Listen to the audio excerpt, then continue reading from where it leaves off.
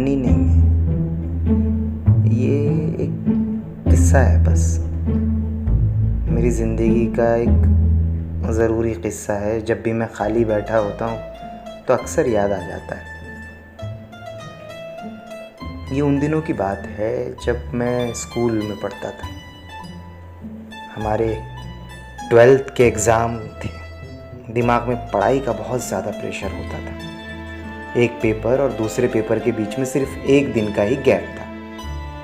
मेरे पेपर बहुत अच्छे नहीं जा रहे थे। मुझे इस बात का एहसास था कि रिज़ल्ट वाले दिन मेरी बैंड बजने वाली है। पेपर वाले दिन अक्सर हेमा हमारे घर आ जाया करती थी पूछने के लिए कि मेरे आज का पेपर कैसा हुआ। वो भी 12th के एग्ज़ाम दे रही थी। वो हमेशा खुशी नज़र आती थी। Hello Ayush, how are you? I mean कैसे हो, कैसा गया आज का पेपर? बकवास, 3-4 तो क्वेश्चन ही छूट गए। हाँ, इतना इजी पेपर वो भी नहीं कर पाया तू? मैंने तो आधा घंटा पहले ही एग्ज़ाम शीट सबमिट कर दी और 4 एक्स्ट्रा शीट भी ली। सब लोग मुझे ही देख रहे थे। अब तो खुद बोल। मैं तो सोच रही थी क्या हो गया इन CBSE वालों को 8-9 के क्वेश्चन क्यों पूछ रहे हैं 12th के एग्ज़ाम में। तुम बॉयज़ ना पढ़ाई में ध्यान नहीं देते बिल्कुल, और एग्ज़ाम वाले दिन पढ़ने बैठते हो। यही ना मेन प्रॉब्लम है तुम लोगों की। चल, बेटर लक नेक्स्ट टाइम। तेरी शक्ल से लग रहा है कि इस बार पास नहीं हो पाएगा तू। मुश्किल लग रहा है तेरा। कोई नहीं, मैं तो चलती हूँ अभी। मेरी कोई हेल्प चाहिए हो तो बोलना। और सुन, फेल होने से डरना मत। अगली बार मन लगा के पढ़ना। और क्या, मैं तो ये कह रही थी, इतना इजी पेपर भाई कौन, उसमें भी 4 क्वेश्चन। वो आधे घंटे तक बोलती रही वहीं खड़े खड़े। मैं सुनता रहा। मुझे उसने यकीन दिला दिया था कि इस साल मेरा कुछ नहीं हो सकता। फिर भी एग्ज़ाम तो देने ही थे। उसके लिए जैसे मैं कोई टाइम पास की चीज़ बन गया था। हर पेपर के बाद मज़े लेने के लिए वो मेरे पास आ जाती। हिंदी का पेपर भी तेरा बकवास क्या? बाय गॉड, मैं नहीं मान सकती। हिंदी तो हमारी मदर टंग है। मैंने तो 1 घंटा पहले ही एग्ज़ाम शीट सबमिट कर दी थी।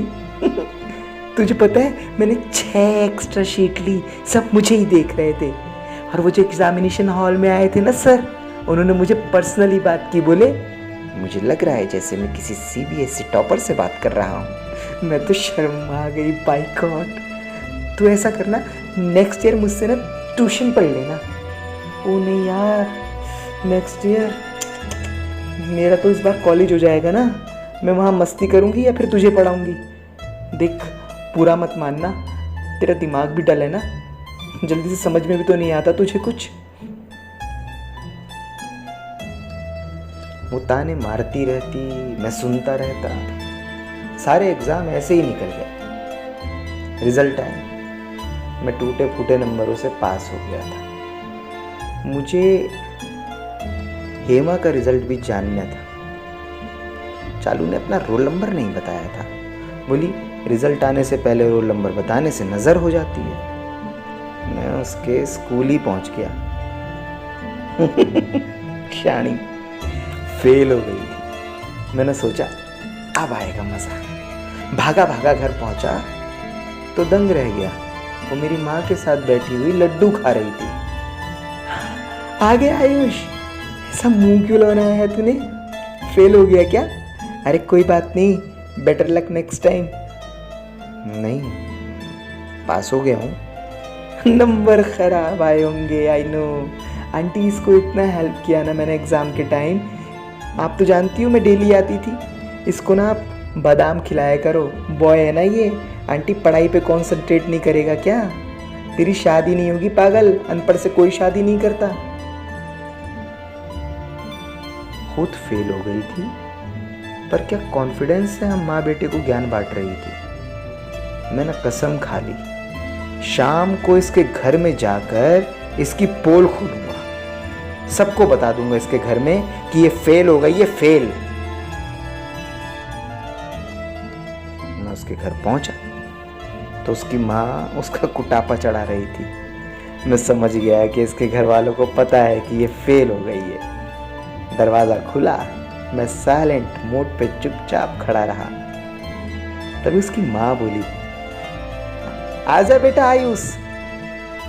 आयुष नहीं है माँ, उसका नाम आयुष है, आयुष। तू ना मानेगी, देखियो बेटा फेल होके आई है ये, मान ना रही, झूठ पे झूठ बोल रही है। कोई घर में आया है माँ और तुम फैमिली मैटर डिस्कस कर रही हो। पापा ठीक कहते हैं, तुम गंवार गंवार। ऐसा भूस भरूंगी ना तेरे और तेरे बाप के भी पता चल जाएगा गंवार क्या होता है। आजा बेटा आयुष, अंदर आजा, चाय पी के जाना।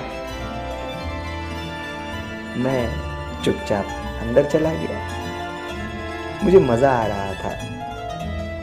थोड़ी देर बाद इधर उधर की बातें करते रहे हम लोग। उसकी माँ ने मुझे एक फोटो दिखाया। देखियो भाई क्या कमी है इसमें, अब पढ़ती लिखती तो है नहीं। अब मैं सोच रही थी शादी कर दे इसकी। यह लड़के की खुद की दूध की डेयरी है। कह रही है काला है, तो काला नहीं है क्या? मैं कितनी गोरी हूं। और जब बात हो ही रही है तो सबके सामने तो मैं बता दूं, मेरा अफेयर चल रहा है ऑलरेडी जोगिंदर शर्मा से। है यो कौन है? क्रिकेटर है, इंडिया के लिए खेलता था, आजकल बाहर है। पर मैं उसे रोज फेसबुक पे मोटिवेट करती हूँ, जैसे तुझे करती थी ना आयुष, वैसे। और डोंट वरी, वो जल्दी टीम में ना भी आए तो अपना कोचिंग सेंटर ज़रूर खोल लेगा। देख रहा है ना तू आयुष, मैं कहाँ सोच रही हूँ और ये कहाँ काले कलूटे से मेरी शादी करने वाली है। मैं सन्न रह गया था। मैं सोच भी नहीं सकता था कि ऐसा मेरे साथ भी हो सकता है। मैं बस कंफर्म करना चाहता था। हेमा, तू एक बात बता, फेसबुक पे तेरा नाम रिचा है क्या? तुझे कैसे पता? मैं ही हूं जोगिंदर शर्मा। वो ये सुन के सन्न रह गई। मैं भी चुप हो गया। हम दोनों काफी देर तक एक दूसरे को देखते रहे। थोड़ी देर बाद वो बोली, पर वो तो इंग्लिश में बात करता था, तुझे तो इंग्लिश नहीं आती।